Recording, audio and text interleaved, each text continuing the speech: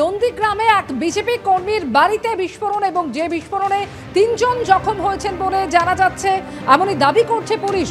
এর মধ্যে আশঙ্কাজনক অবস্থায় তাম্রলিপ্ত মেডিকেল কলেজে একজনকে ভর্তি করা হয়েছে। বোমা বাঁধার সময় বিজেপি কর্মীর বাড়িতে বিস্ফোরণ হয় এমনটাই দাবি করা হচ্ছে তৃণমূলের তরফে। বিটন চক্রবর্তী প্রতিনিধি রয়েছেন এই মুহূর্তে আমাদের সঙ্গে। বিটন, কি জানা যাচ্ছে এখনো পর্যন্ত এই বিস্ফোরণের ঘটনা সম্পর্কে? ৩ জন আহত হয়েছেন বলে জানা যাচ্ছে, কি খবর পুলিশ সূত্রে? দেখো অমৃতা, তোমাকে জানিয়ে রাখি যে ঘটনাস্থল নন্দীগ্রাম ২ নম্বর ব্লকের যে টাকাপুরা এলাকা রয়েছে এবং সেখানেই এক অভিযোগ, যেটা এক বিজেপি কর্মীর বাড়িতে সেখানে বোমা বিস্ফোরণের ঘটনা ঘটে এবং পুলিশের দাবি সেই বিস্ফোরণে ৩ জন আহত হয়।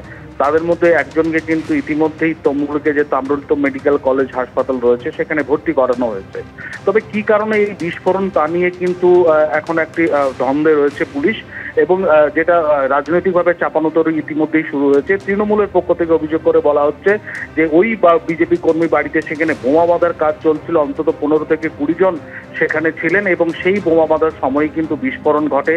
পাল্টা সেই অভিযোগ অস্বীকার করছে বিজেপি নেতৃত্ব। তাদের যেটা বক্তব্য যে তৃণমূলেরই লোকজন পরিকল্পনা করে সেখানে কিন্তু ওই বিজেপি কর্মী বাড়িতে বোমা রেখে বিস্ফোরণ ঘটিয়েছে, ফলে এই চাপানোতর চলছে। তার মধ্যে পুলিশের যেটা বক্তব্য, তারা ইতিমধ্যেই ঘটনা তদন্ত শুরু করেছে এবং তুমি যেভাবে ছবিতে দেখতে পাচ্ছ যে গোটা বাড়ির এলাকা কিন্তু ইতিমধ্যেই দখল নিয়েছে নন্দীগ্রাম থানার পুলিশ এবং কেন্দ্রীয় বাহিনী, এবং এই ঘটনার সঙ্গে কারা কারা জড়িত রয়েছে, কারা সেই মুহূর্তে ওখানে ছিল, সেই বিষয়টা কিন্তু পুলিশ তদন্ত করে দেখছে। অমৃতা। বিটন, তোমাকে ধন্যবাদ। নিঃসন্দেহে যে ঘটনা ঘটেছে একেবারে পূর্ব মেদিনীপুরের নন্দীগ্রামে বিজেপি কর্মীর বাড়িতে বিস্ফোরণের ঘটনায় ৩ জন জখম হয়েছেন বলে দাবি করছে পুলিশ। আশঙ্কাজনক অবস্থায় একজনকে হাসপাতালে ভর্তি করা হয়েছে। এই নিয়ে রাজনৈতিক চাপানুতোর শুরু হয়েছে।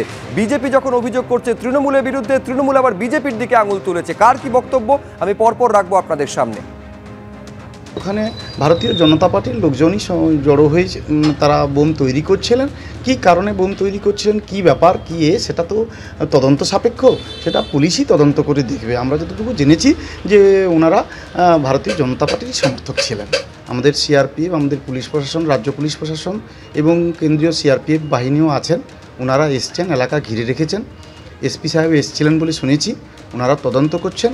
তদন্ত সাপেক্ষে আমি বলবো যে পূর্ব মেদিনীপুরের এই নন্দীগ্রাম বিধানসভা এলাকা একটা পরিস্থিতি খুব উদ্বেগজনক আছে।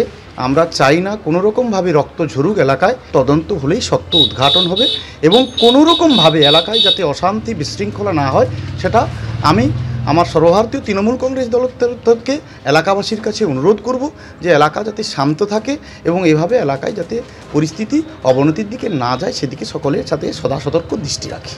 বিজেপি সমর্থকের বাড়িতেই তো বিস্ফোরণ হয়েছে, বিস্ফোরণ ঘটানো হয়েছে। তৃণমূল ভারতবর্ষ পশ্চিমবঙ্গে সব জায়গায় নাটক করছে, নন্দীগ্রামকেও নাটকের বাইরে রাখছে না। সারা রাত ধরে বোম্বিং করেছে কাজিয়ার। প্রশাসনকে অ্যালার্ট করানো হয়েছে। প্রশাসন